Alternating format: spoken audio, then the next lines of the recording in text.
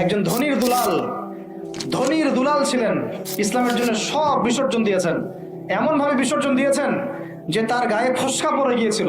উহুদ যুদ্ধের দিন তাকে দাফন করা হয়েছে শাহাদাতের পরে, মানে কাফনের 2 টুকরা কাপড় পাওয়া যায় নাই, কিন্তু তিনি ছিলেন মক্কার ধনীর দুলাল, যার পারফিউমের গন্ধ মানে এক রাস্তা দিয়ে হাঁটলে ওই রাস্তা সবাই পেত যে হ্যাঁ এটা ওই ব্যক্তির পারফিউম। তার মতো কাপড় আর কারো ছিল না। এত লাক্সারিয়াস লাইফ লিড করতেন, বাংলাদেশের সবচেয়ে কোটিপতি ছেলের মতো মনে করেন। এইরকম ধনীর একজন দুলাল ইসলাম কবুল করার পর তার অবস্থা এমন হয়েছে যে তাকে এক কাপড়ে দাফন করা হয়েছে। সুবহানাল্লাহ। তা উহুদের মাঠে। বিখ্যাত সাহাবী, বিখ্যাত দাঈ আল্লাহ, তার নাম মুসআব বিন উমাইর রাদিয়াল্লাহু আনহু। মুসআব বিন উমাইর নাম মুখস্থ করতে ইনশাআল্লাহ, এগুলা মুখস্থ করা উচিত। বাংলাদেশের মানুষ মানে কি বলবো, যে জয় বাংলা শব্দটা যতবার বলছে সাল্লাল্লাহু আলাইহি ওয়াসাল্লাম ততবার বলে নাই। এমন একটা জাহালাত।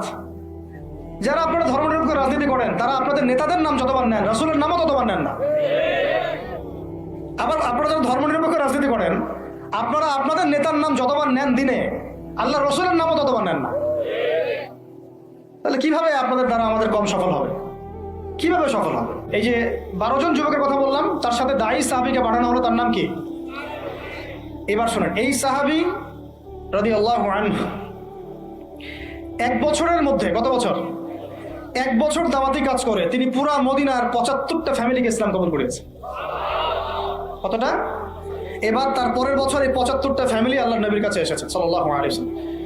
ইয়া রাসূলুল্লাহ, আমরা ইসলাম কবুল করতে চাই। আমরা জানি মক্কাতে আপনি নির্যাতিত, আপনার সাহাবীরা নিপীড়িত, আপনি আপনার সাহাবীদেরকে নিয়ে আমাদের মদিনা চলে আসুন।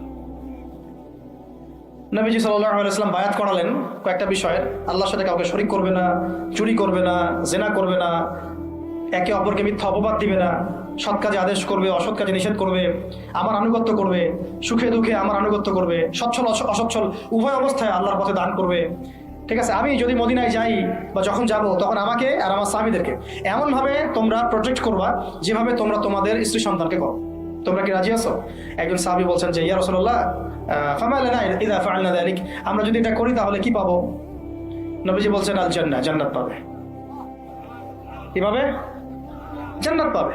তখন আয়াত নাযিল হয়েছে, ওই যে সূরা তাওবার 111 নম্বর আয়াতটা, ইন্নাল্লাহা আশতারা মিনাল মুমিনিনা আনফুসাহুম বিআন্না লাহুমুল জান্নাহ। ওই যে আয়াতটা, ইয়াকাতিলুনা ফি সাবিলিল্লাহি ফায়াকতুলুনা ওয়া ইউকতালুন। এই যে পুরো আয়াতটা নাযিল হয়েছে, কিন্তু এখানে লাগবে ইসলামিক সংবিধান আছে নাই? 50 বছর হয়েছে, তাহলে এখন সংবিধান সংস্কারের প্রশ্ন আসলে সবাইকে জবাব দিতে হবে হ্যাঁ সংস্কার চাই, ইসলামিক সংবিধান চাই।